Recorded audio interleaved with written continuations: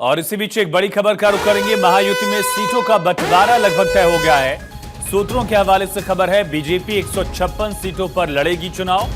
शिवसेना को मिल सकती हैं 70 से 80 सीटें और एनसीपी को 53 से 54 सीटें मिल सकती हैं। ये बड़ी और अहम खबर। इस वक्त की महाराष्ट्र में 288 विधानसभा सीटें हैं। बीजेपी ने 99 उम्मीदवारों की पहली लिस्ट भी जारी कर दी है और जानकारी है कि सीट शेयरिंग का फॉर्मूला एनडीए अलायंस में महायुति में लगभग तय हो चुका है, जिसके मुताबिक बीजेपी, शिवसेना और एनसीपी कितने सीटों पर लड़ेंगी तय हो गया। बीजेपी 156 सीटों पर, शिवसेना को मिल सकती हैं 70 से 80 सीटें और इसी तरह से अजित गोट को यानी एनसीपी को 53 से 54 सीटें मिल सकती हैं। ये बड़ी और अहम खबर। महायुति में सीटों का बंटवारा लगभग तय हो गया है।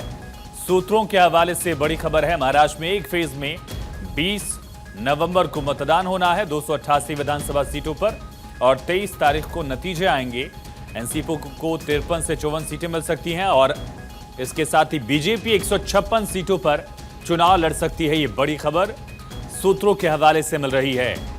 महायुति को लेकर सीट शेयरिंग का फॉर्मूला तय हो चुका है। सूत्रों से ये खबर मिल रही है। इस वक्त की बड़ी और अहम खबर, एनसीपी को 53 से 54 सीटें मिल सकती हैं। पॉलिटिकल एडिटर अदिति नागर हमारे साथ फोन लाइन पर कनेक्ट है। अदिति, सीट शेयरिंग का फॉर्मूला तय हो गया है, क्या ऑफिशियल अनाउंसमेंट की जाएगी इसकी जल्दी माना जाए? बिल्कुल, देखिए आप 99 सीट तो अनाउंस कर दी जा चुकी हैं और सबसे महत्वपूर्ण बात यह है कि हमने पहले भी भारत 24 में बताया था कि भारतीय जनता पार्टी 158 के लगभग सीटों पर चुनाव लड़ना चाहती है। अब 155 सीटों की बात यहाँ पर सामने निकलकर आ रही है। जाहिर तौर पे भारतीय जनता पार्टी ने हर उस जगह पर जहां पर भारतीय जनता पार्टी का दबदबा है, क्योंकि भले ही अलायंस हो आयुष, लेकिन भारतीय जनता पार्टी इस बार महाराष्ट्र को एक अलग निगाह से देख रही है। और पिछली बार जब उद्धव ठाकरे से अलायंस टूटा था, उसके बाद शिंदे को जिस तरीके से मुख्यमंत्री बनाया, भारतीय जनता पार्टी चाहती थी कि महाराष्ट्र की जनता को ये मैसेज जाए कि हम सत्ता या कुर्सी के लिए अलायंस नहीं तोड़ रहे हैं।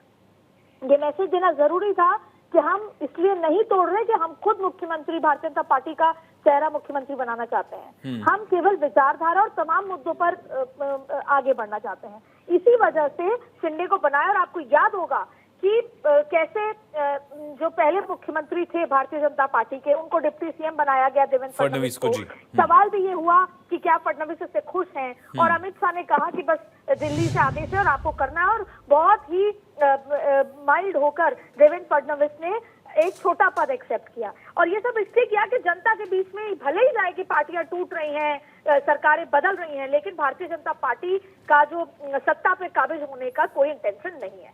अब बात आती है 2024 के चुनाव पर। ये चुनाव एक बेहद महत्वपूर्ण चुनाव है, 2027 तक का परसेप्शन सेट करेगा। लेकिन उससे महत्वपूर्ण बात यह है कि 158 सीटों पर भारतीय जनता पार्टी चुनाव लड़ना चाहती है। 155 सीटों की बात सामने आ गई है और ऐसे में अब वो चाहती है कि अगर उसके स्ट्राइक रेट अच्छी होती है जी, तो इस बार जी। अदिति, बहुत शुक्रिया फिलहाल तमाम जानकारी के लिए।